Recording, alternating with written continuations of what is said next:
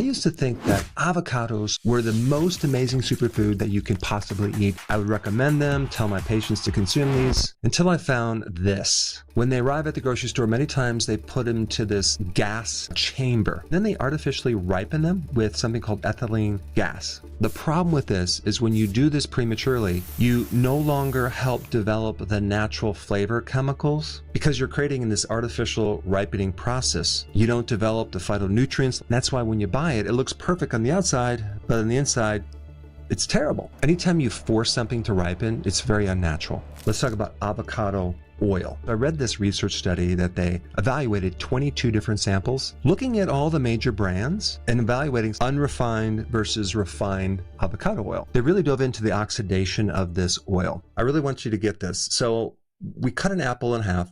On the left side, I put lemon juice. On the right side, I did not. As you can see, it's a lot darker than the left side. That's oxidation. Oxidation is like the rusting out of something. When it comes to avocado oil, there is a tremendous amount of oxidation occurring. My question is, what the heck's going on? I'm spending a lot of money on this. Just think about an avocado, right? And compare that to seed oils like corn oil or cottonseed oil.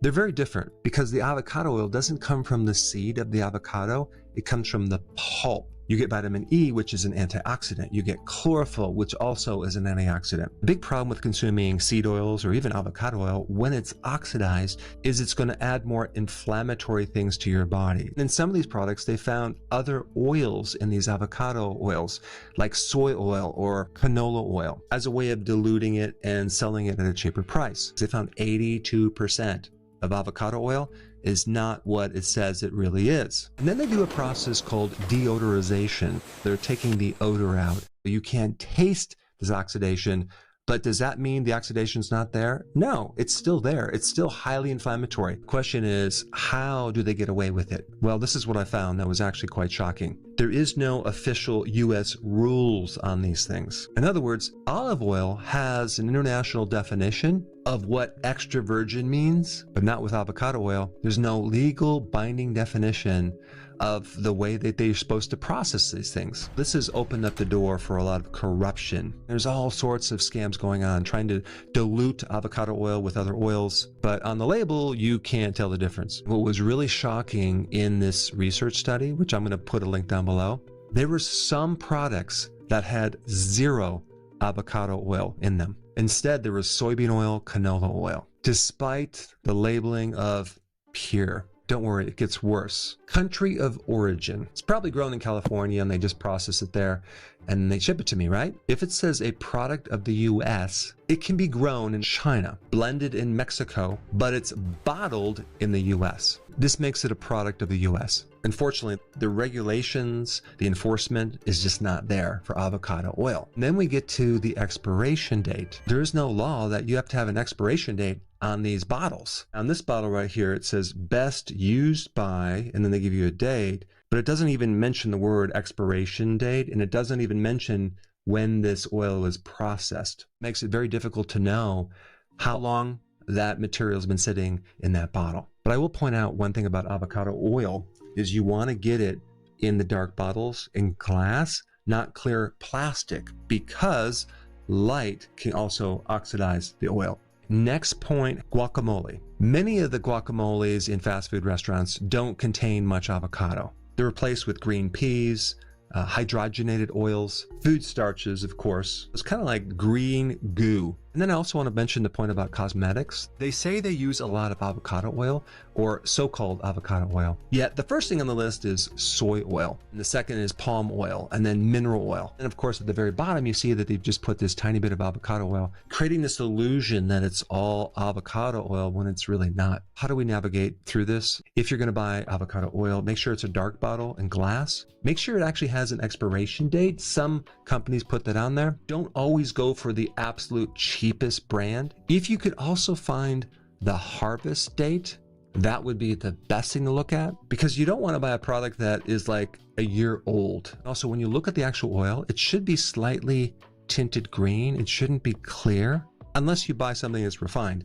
because we want the chlorophyll in there. When you buy actual avocados, I recommend that you buy them from California, like the Haas variety. Not the ones in the bag that are really cheap and that are really shiny. Sometimes they put this wax on it to make it look way better than it really is. With me, I'll do the gentle thumb press. Obviously, if it's too ripe, you could feel that your thumb goes too deep. Or if it's not ripe enough, it will create no indentation. I would be very wary of buying any guacamole from a fast food restaurant because it has literally less than 5% avocados, if not zero. All that being said, I want to tell you avocados can be super healthy for you if you get the right kind, because they have very healthy fat profiles. They only have 10% of the omega-6 oils versus seed oils are like 40 or 50 or more percent. One of the really cool things I like about avocados is the amount of potassium they have, because in one medium avocado you can get 5, 6, 7,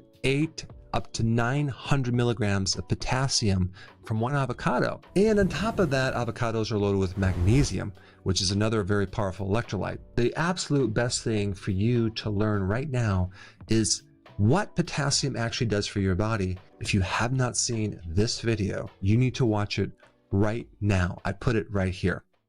Hey, before you leave, I just wanted to give you a little quick history on some of the books that I wrote.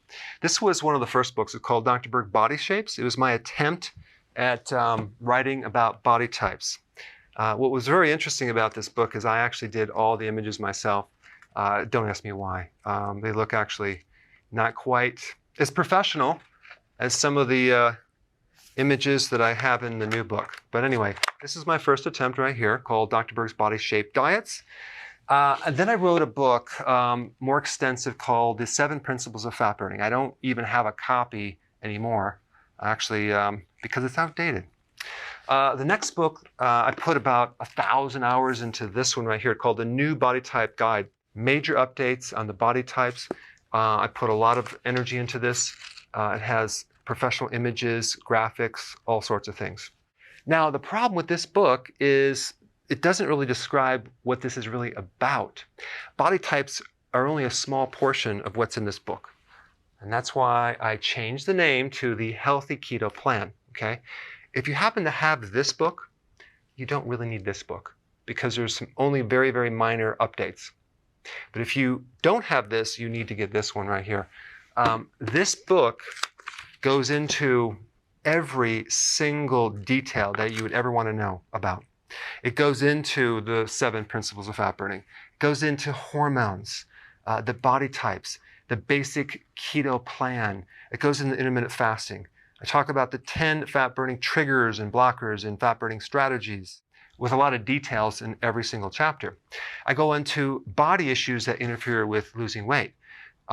There's very few people that just have a weight problem. They have a lot of body issues, whether it's sleeping problems, stress problems, inflammation, menopause. I cover that extensively in this book. Then I talk about how to get rid of stress, and I show you a technique. Then I get into exercising. And then I have a lot of really good recipes in this book as well. So this is a good reference guide.